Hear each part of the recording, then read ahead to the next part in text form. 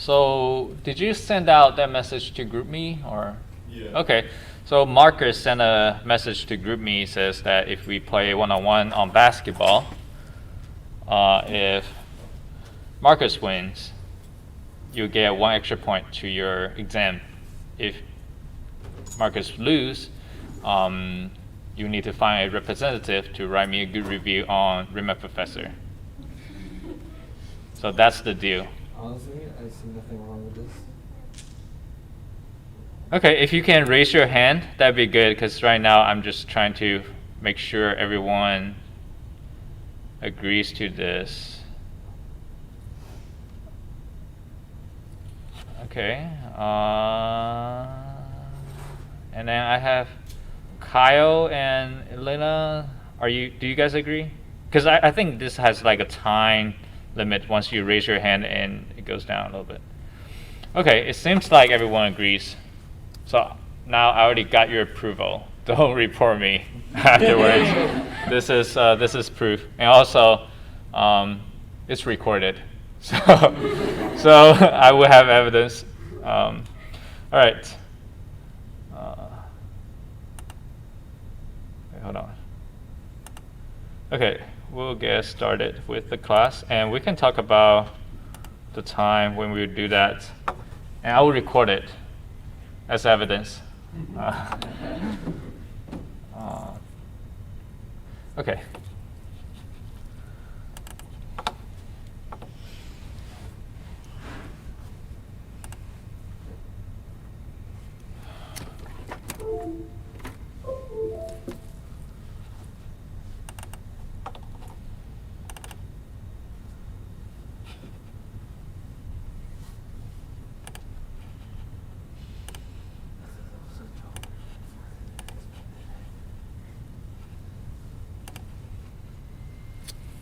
Oh, you need to find the best person who can write a good review. I don't want like a crappy review. Oh, Mr. One told me to write this. It needs to be genuine. All right. Okay. Okay, so today we are going to talk about chapter 9, which is language and thought. We kind of went over that last time, and then we are going to finish that and talk about chapter 10 today. So announcement, for your extra credits, it's due tonight. Make sure you do that.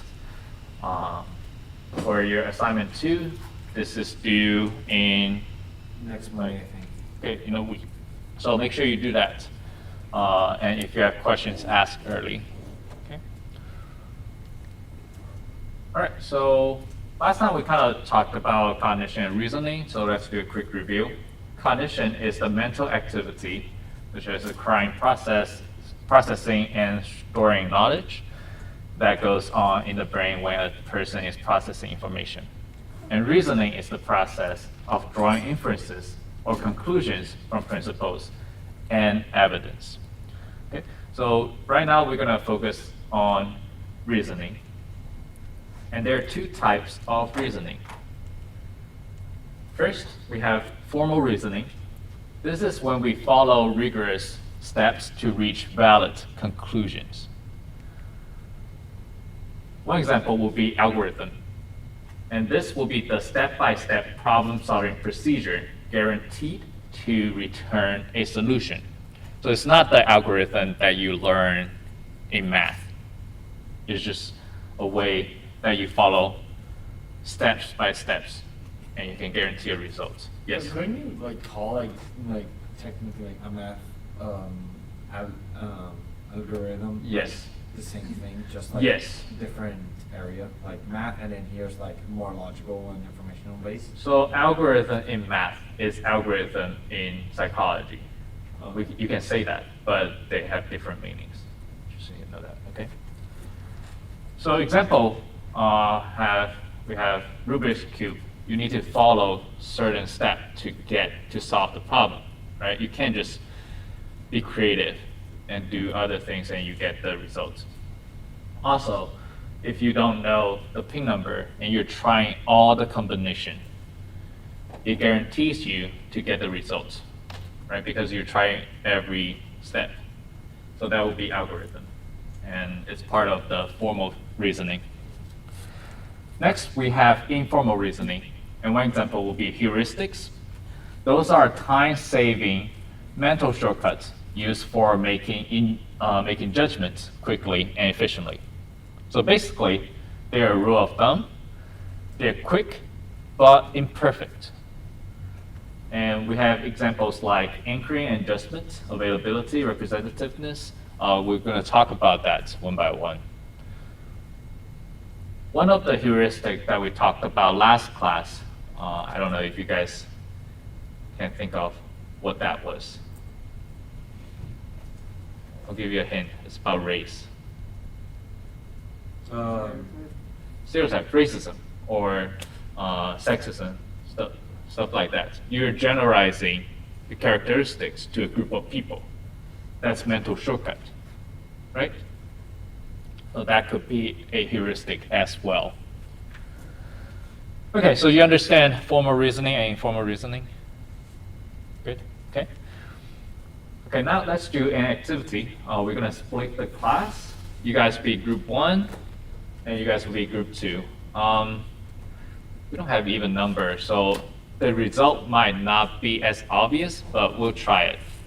Online students, try to randomly assign yourself to either group 1 and group 2. Okay, and then you will need to answer the question on a piece of paper or on your computer or your phone, that's fine. So now, group 2, close your eyes.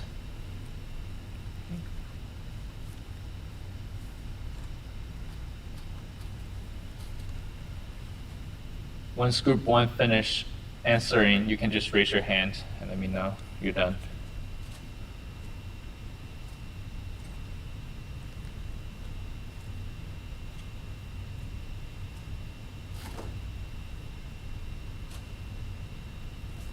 Okay, good. Now group 1, close your eyes, and group 2, you can open your eyes. And you do the same thing, just read the question and answer it. Once you finish, raise your hand.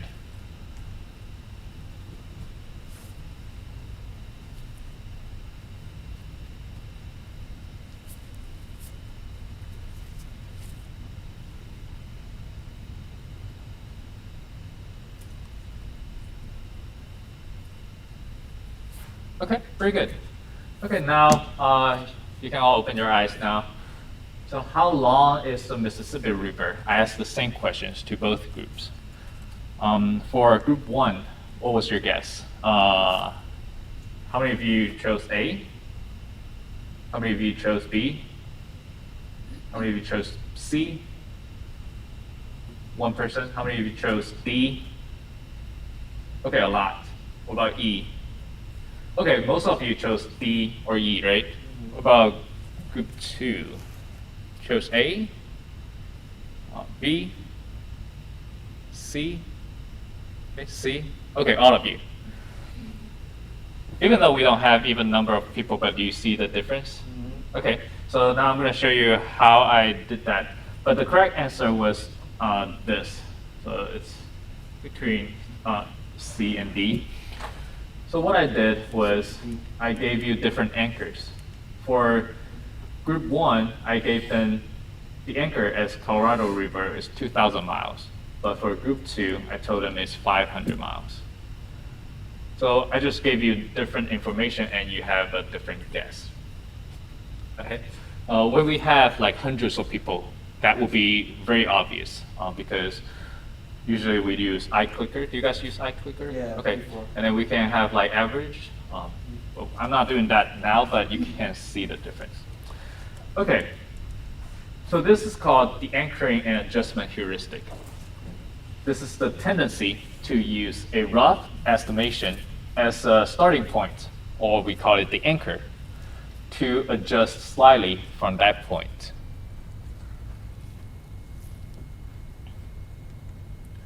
So your anchors should be relevant, even though sometimes it doesn't have to. For example, if I tell you there were 33 states in 1860, how long is the Mississippi River? You'd be like, what the heck? What are you talking about? Sometimes it doesn't work, but sometimes it does. So there's a study that people researcher, they asked participants to report their last 2 digits of social security number. And then they asked them whether they will use that amount of money to pay a bottle of wine. So people who has larger number will pay more, up to 3 to 4 times. Yes? Can this also be applied like instead of like a number or like information can be like a visual context, like like something's like X long and use that as like anchor point? Yes. We'll talk about that later. It's called the ASH studies. I don't know if you guys heard of that. If not, we'll talk about that later. But yes, you can estimate something else, not just numbers. Okay. Okay, so the false consensus bias. This is the tendency to overestimate the extent to which others agree with us. And the anchor here will be your own beliefs and opinions. So I'll give you one example. If I ask you to estimate what percentage of your classmates would prefer to die by fire, or what percentage would prefer to die by drowning, you will use yourself as the anchor, right? What would you prefer? And then you estimate other people will prefer similar things like you. Does that make sense? Okay, very good. And I don't remember if I gave you the example, like talking about songs. Sometimes you like certain genre of songs and you think that other people all like it. That will be using yourself as the anchor, and that will be the false consensus bias. Okay, so let's do a short discussion. What are some applications of anchoring and adjustment heuristic in daily life? Can you think of any? Yes. Prices. Prices? Like how like I don't know, like coffee. Some people say they're like $2, $3, and like, or like what cars will be around like a certain range. Could you elaborate? Like what would be the anchor? Like okay, if someone charges you $5 for a bag of chips, like a regular bag of chips, that's too much, right? What would be the anchor? Just like society, like I don't know, like normally chips would, like a bag of chips like $1, $2, so that like that would be the range. I think you're getting close. Any other idea? Yes. Like when you're like using directions, like you could say like, oh, it's like close to McDonald's or something like that. Yes, you're using it as an anchor, but it's not related to heuristics. Does that make sense? It's not altering your decisions. You're using McDonald's as a reference, as an anchor. So like, would it be like comparing like food places using like McDonald's prices as an anchor then? Could be. Okay, oh, sorry. Can you give another example for it? Anchoring and Yeah. adjustments? Yes, I'm going to show you this. So price tags in the store. Let's say when I try to sell you a car, I tell you the original price was 40,000. And then I said, since you're my students, I'm going to give you a discount. I'll charge you for 20,000. And you think, oh, that's a good deal, right? But in reality, it might only worth 20,000, but I gave you a higher anchor. So that will be anchoring and adjustment heuristic. It happens a lot in sales, in stores. You see that, oh, there's a price drops or there's a sale and you want to buy it. You're using that original price. Okay, I'm going to show you a video. This guy explains it much better than I do, but you can take a look. Here's a cool jacket. I'm going to give you a task. The task is to estimate the true dollar value of the jacket. What's the jacket really worth? Now, the main piece of information you have is the sticker price, which is $300. So you see the jacket, you see the price, and you're asked to estimate what the jacket is really worth in dollars. Now, most of us understand that retail prices are inflated because stores need to earn a profit. So most of us will assume that the sticker price is high and that the true value of the jacket is something less than $300. Maybe it's $200, maybe it's $250. Who knows? But that's the thought process, right? Now, let's consider the same question, but imagine that in your first encounter with this jacket, the sticker price was this. Retail is $600, but it's been discounted down to $300. So this is what you see. Now, when asked to estimate the true value of the jacket, what's your thought process? Well, it's the same as before, but now your first exposure is to a higher price. So your estimate is going to be anchored to this higher price. You figure it's not worth $600, so you revise downward. But how far down? Well, when you perform this experiment, these are the typical answers you get. For the $300 price tag, people anchor to 300 and revise downwards, heading somewhere between 200 and 300 usually. For the $600 price tag, discounted to 300, people anchor to the 600 and revise downwards, ending somewhere between 500 and 600. So this is the anchoring effect. You're given a question, a difficult cognitive task, in this case to estimate what the jacket is really worth. And you're given a piece of information, a number, and your brain uses this number to simplify the task. Anchor to the number you're given, and then make adjustments using whatever background knowledge you have that's relevant to the situation. Sometimes you'll adjust upwards, sometimes downwards, depending on the context and the question asked. And notice how powerful this effect is in terms of manipulating your willingness to pay for this jacket.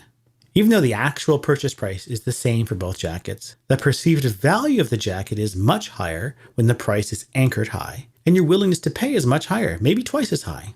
You perceive the discounted jacket as a great deal. You don't perceive the regularly priced jacket the same way. This way of manipulating consumer beliefs about the value of a product is very common, and it's used all the time in business and marketing. It's one of those principles that people in the influence business have exploited for years, long before the cognitive bias revolution in psychology. The difference is that now we have a much better understanding of why and how this works, and how it connects to broader psychological principles. Okay. Any questions on that heuristic? You good? Okay. Okay, now I'm going to show you another video. Just follow along. There's some questions between. You can try to answer that. Stop. Pay attention. Which of the following activities do you think is riskier? Riding a roller coaster or riding a merry-go-round? Riding a bicycle or walking down the street? Being a shark diver or a cattle rancher? If you said the riskier options are roller coaster, bicycling, and shark diving, you're just like most of the people we surveyed, and just like them, you got it wrong. It turns out that less than 10% of amusement park-related injuries are due to roller coasters, while 20% are from merry-go-round mishaps. And while bicycling can be tough, over 4,000 pedestrians die each year just walking down the street. And even though Jaws seems a lot scarier than Bessie, you're 11 times more likely to be killed by a cow. When it comes to risking life and limb, our brain's assumptions aren't always correct, which makes it surprisingly difficult to evaluate risk correctly. Okay. So that would be the availability heuristic. That's the tendency to base a judgment on how quickly or easily examples come to mind. So events that are more available in memory are judged as more likely to occur. So do you know why we do that? Like, why does it happen that we think that roller coasters or riding a bicycle or taking a plane is more dangerous than driving a car? Yes? I mean, at least the plane one, we probably hear more, like there's a lot more news coverage when a plane crashes than when a car crashes, because car crashes happen so often. So it's always fresh in our mind if we hear about a plane crash. We can pick out specific instances of that rather than specific instances of a car crash. Exactly. Yes?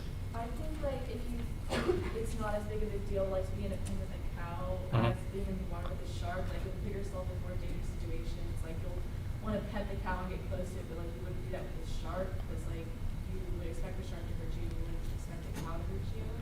Yes, I think that's part of the reason too. Yeah. So in this example, availability heuristic is that we hear that a lot in the news, in the media, because it's a rare event. they only report rare events. They're not going to report like a pedestrian get hit by a bike. They're not going to report someone get attacked by a cow. It's more interesting to report people getting attacked by a shark, or there's a plane accidents than a car accident. Does that make sense? Mm-hmm. Okay, so that's why they are more available in our memories. Also the same with terrorist attacks. So applications, can you think of any applications for availability heuristic in life?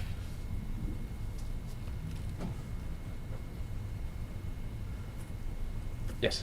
And I feel like in like certain scams, they probably will like mention, like you have two people doing a scam, one person might mention something, and then soon after, another person will like try to sell that person something, so that they'll have it fresh in their mind and they're more likely to buy it. Mhm. I guess that's also just with sales in general. Kind It's of. like just selling stuff if you see something in the news and that person's more likely to buy it. Yeah. Does it remind you a movie that I recommend you to watch? I haven't seen the movie yet. Is it like the priming? Yeah. Yeah. They're providing the information, so make it very available. I bet you guys haven't watched it still. No. But, okay, so persuasion technique. Let's say on your first anniversary, you want to go to your favorite restaurant, but you also want to respect your partner's decision. So what you can do is to find advertisements and then find magazines with your favorite restaurants, just lay around in the house, and then sometimes send them like discounts about your favorite restaurants or commercials to their phone weeks ago. And then it will become fresh memory to them. It will become more available to them. When you ask them, where do you want to go to eat? They'll be more likely to choose the one that they're exposed to. Does that make sense? Okay. Sounds like manipulating people, but it's a persuasion technique. Is this similar to priming? It's similar, but priming is more subtle. Okay. Yep. So this one is you're telling them, hey, this restaurant is great. Let's say, couple weeks ago. They might not remember at the time of the first anniversary, but it's there in their memory. Okay. Okay. Questions on that heuristic? We good? Okay. Next one. So, which outcome is more likely when tossing a coin 6 times? This one or this one? If you think this one, raise your hand. If you think it's this one. Okay, so more people think it's this one, right? They're actually equal likely, Yeah. right? But we tend to think it's this one. What about this one? Which lottery tickets would you rather buy? This one or this one? Usually people don't choose this, right? Right. So this is called the representativeness heuristic. And this is the tendency to classify something according to how similar it is to a typical case. Okay. So there's a saying says, if it looks like a duck and walks like a duck, Most likely it does. it's a duck, right? But it's not the case in real life, right? It looks like a duck, walks like a duck, could be something else. Right? We're just seeking typical case. Okay? So that would be representativeness heuristics. All right, questions on that one? Can you go back for like a second? All right. Right. Okay, next one. So question, Chase is a 20-year-old man. He's white and usually wear a button-down shirt, color shorts, bow shoes. He likes beer pong throwing and hang with girls, but drinks shitty beer. Which of the following is more likely to be true? Chase is a A&M student. B, he's an A&M student, but also a member of a fraternity. If you think it's A, 1%. If you think it's B, pretty much everyone, right? So the real answer is A, right? I'm going to show you why. Just let's talk about probability-wise. So this is called the conjunction fallacy. This is the tendency to think that two events are more likely to occur together than either event alone. Even though you're getting more information, you think like, oh, I have a better understanding of this person, I can make a better judgment, I can make more assumptions. But that's not true. Let's say that's the people who are AM students. And that will be the people who are AM students and FredWise. It doesn't matter how much information that I give you. If I don't tell you this person is in a fraternity, people are AM students alone will be more likely, right? Does that make sense? Okay, yes? So is this fallacy based off of the representativeness heuristic then? No. Okay, it's separate. So this is more of like, this is more based off the idea that you have more information so you can make a better conclusion. No. You think that you can make a better conclusion. Yeah, it's like you think it's like you think you could make a better conclusion, but you could be wrong. Yeah. Yep. Okay. Next, I'm gonna give you a practice question. So after seeing the movie Titanic, Lena refused a friend's invitation to go on a sea cruise. Lena's fear may be explained in terms of what heuristics or bias?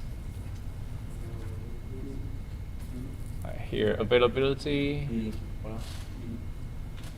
Okay. Okay. All right.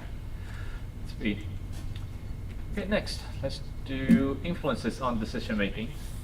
So here's an activity. I want you to take out a pen and a piece of paper because we'll do some simple calculations. Or you can use your phone, but having written down, it's easier. It's a long calculation. So, okay, let me know when you're ready. Okay, also don't say your answer out loud. Just do your own calculation because the numbers are different for every single person. Okay? You guys ready? All right. Think of a number from 1 to 9. You got it? Okay. Subtract 5 from that number. Once you get a result, you can look up. Okay? And then multiply the new number by 3. Okay. And then square that number. You guys know the square, right? Okay. Some people don't know in my previous class. Okay, you got that? All right. So you will add the digits of this new number until you get a one-digit number. For example, if you had a number of 46, you will add 4 to 6, and then you get 10. And then you will do 1 plus 0, and then you get 1. Okay? So once you get a single-digit number, look up.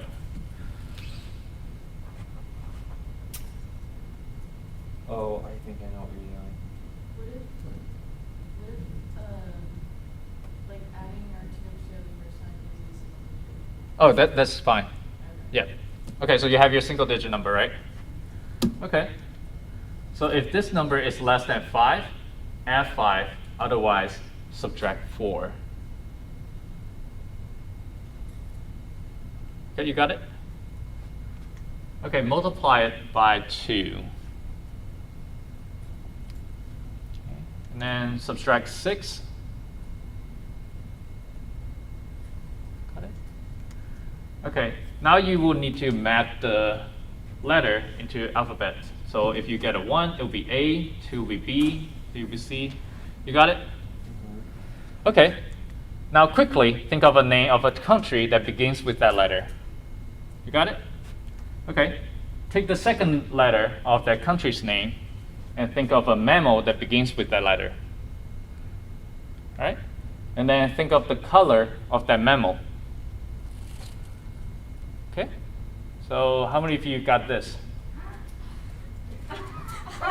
If you got this, raise your hand. Okay. Some people, you got it? Okay. Okay, great. So for those who didn't get it, what did you get? I think I messed up on the calculations. Yeah, I messed up my calculation. Oh, okay.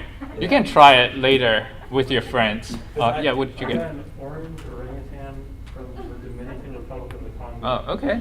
Because I had a 3-digit number and I added like the first two and then the third one to get a single. Mm-hmm. Was I supposed to do it like that or? I'm not sure. We can talk about that later. What did you get? I had a brown otter from the Dominican Republic. Oh, okay, nice. So you guys have the same country, different animals. Did you? Mine said that like purple octopus from the Dominican Republic. Okay, nice. I got a brown elk. Is that wrong? Brown elk from where? Denmark. Denmark? Oh no, that's not wrong. Yeah, Okay. that's not wrong. Yeah. I got Denmark as well, but I just got a brown echidna. Okay, cool. So it's kind of similar, right? You see, even though you're not the same as this, you get like either Denmark or you guys get the same country. So how does this work? So Denmark is an available D country, so it is easily comes to mind, right? And then elephant will be an available E mammal. Does that make sense? Mm-hmm. And then gray elephants are more available than other colored elephants. Right? So what type of heuristic is this? Oh God. Yeah, I have all the hints here. What is it?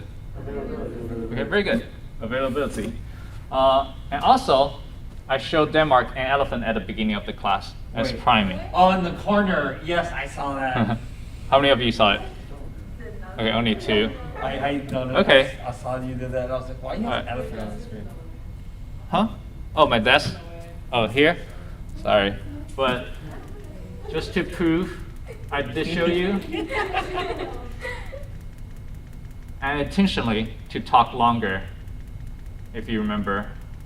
I was talking about chapter 9, chapter 10 things. I remember seeing it.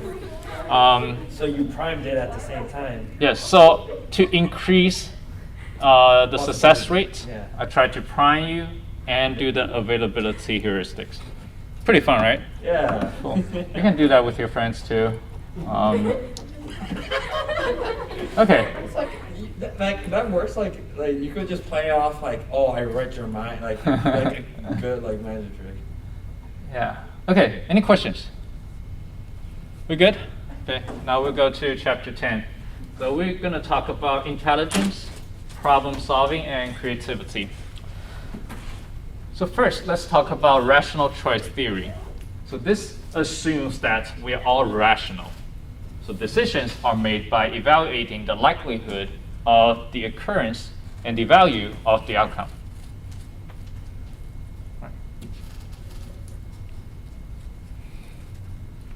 So you think that we are rational, right? Humans, in general. Okay. So what would you choose? Option A, you get 90% of chance of earning $5, or option B, 20% of chance of earning $20. How many of you choose A? How many of you choose B? Okay, so more people would choose A. So according to that theory, we should always choose option A, right? Because if we're calculating probability, you times the probability and the money. First attempt, you get $5 and 0. 10 attempts, on average, you get 45 for A and 40 for B. 100 attempts, you get 450 for A and 400 for B. Doing probability. So we do have people choose 20% of chance earning $20. It shows that people are not always rational, right? And this theory is not a good explanation of how we typically make decisions. So what will influence our decision making? There are different theories. So another theory will be confirmation bias. This is the tendency to seek out information that confirms what you currently think rather than information that goes against. We mentioned this before, right? You tend to seek out information that confirms your belief. And if it's against it, you either ignore it or you just don't want to look at it, right? So you ignore it. So for example, seeking news that confirms your belief, you only join certain organizations or participate in certain activities that share your value. Because people are not comfortable going to an organization that doesn't share their belief. Any other examples? Can you think? Yes. Like the people you hang out with, you try hanging out with people that like have similar interests or similar like ways of thinking. Kind of. That would be a little bit different, but if you're joining a group that shares your values, that would be this. Yeah. Yes. And we kind of discussed it earlier in the year with like experiments and how sometimes if you don't have some sort of blind in place, you'll just be looking for data that does support what you're looking for. Exactly. When you have your own hypothesis, you're more likely to seek out those patterns that confirm your hypothesis. Very good. Okay, activity. We have a lot of activities today. So use your paper and pen. Read the following information and try to answer the questions quickly. And there will be no right or wrong answers, just based on your intuition. Okay? So I want you to make a quick decision based on intuition and do not overthink. Don't just be like, oh. Okay, so I'll give you about 45 seconds for each question, and I'm going to time it on my watch. Once you're ready. Okay, I forgot to assign the groups. Group 1, Group 2. Okay, so Group 2, close your eyes. Group 1, read and answer the following questions. Once the time is up, I'll just let other people read it.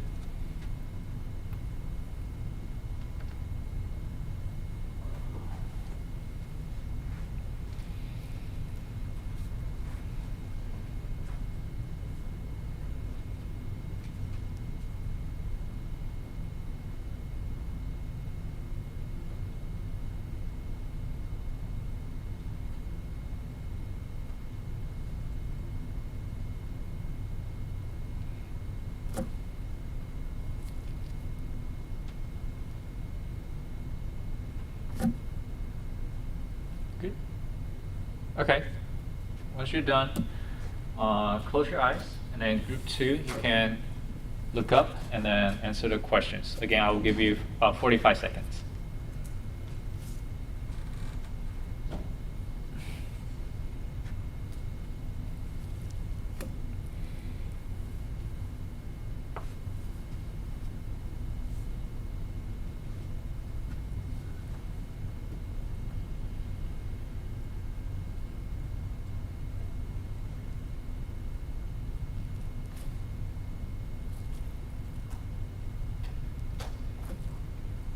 That's good. All right. Okay, now all of you open your eyes. So Group 1, what did you choose? A or B? A? Oh, okay, most people chose A. You chose B. For you guys, did you guys choose C or D? C? One person? Oh, two. And D would be 3. Okay, again, we don't have even number, but let's say more people chose D here, okay? Online students, you do your own activity. So here, this is the gain frame condition, and this is the loss frame condition. Most people chose A here, right? Mm-hmm. And most people chose D here, right? If we have more people, it'll be more obvious. However, if you look closely, they're the same thing. But you guys chose A, and you guys chose D. But how are they the same? So 2,000 people saved means 4,000 people died. And they are the same. Right? Okay? So this is called the loss aversion. Make sure you write that down. But it's also going to be on the PowerPoint. So loss aversion means that losses feels worse to us than gaining.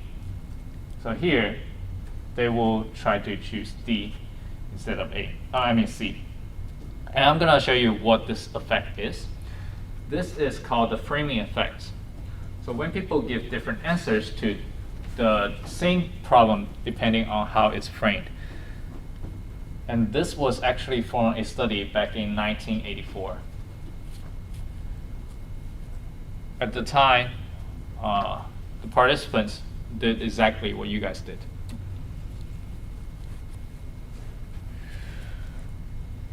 Okay, so you got it, Fermi effect? Pretty easy to understand, right? So here, when multiple hypotheses are available, when we say what influences our decision, it is hard for us to focus on multiple hypotheses at the same time. So we tend to go with the most available hypothesis, even though it's not always the most correct. And I'm going to give you one example. Let's say, what's scratching at my window at night? So you're at night by yourself, you hear something on your window. Is it going to be tree branch, neighbor's cat, wind, or a serial killer escape from a prison? Most people would say either wind, tree branches, or a neighbor's cat, right? Based on your experience. Not many people would say this, but this could be possible. So we tend to go to the most simple one or most available hypothesis to us based on our experience. Unless you just encountered a serial killer the day before, and then you might choose this, right? So it depends on the person's experience. Okay, any questions? We good? All right, that's it. Finish early. I will see you guys on Wednesday.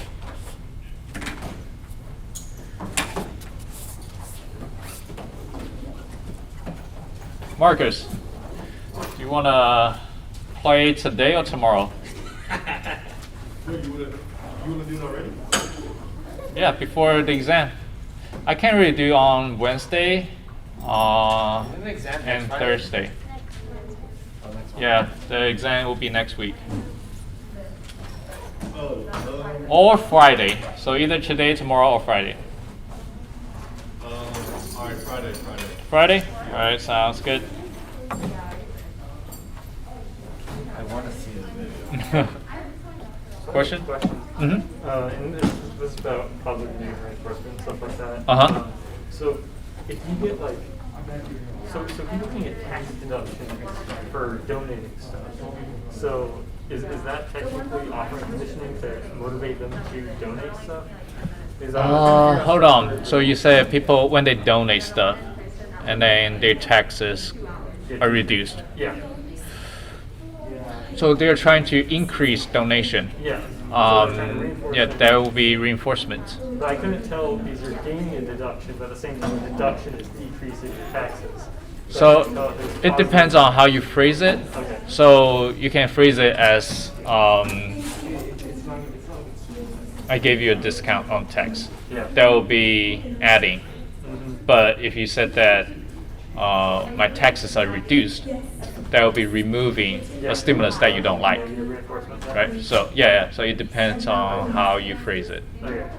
That was one of the things I was trying to figure out for the extra credit thing. I was trying to think of ways to like motivate people to plant trees and stuff. So I was trying to think of a property tax deduction for each like tree that you plant on a property for in like a tax year. Mm-hmm. Yeah. That would still be conditioning, right? Yes. Okay. Yes. Yep. All right, thank you. No problem.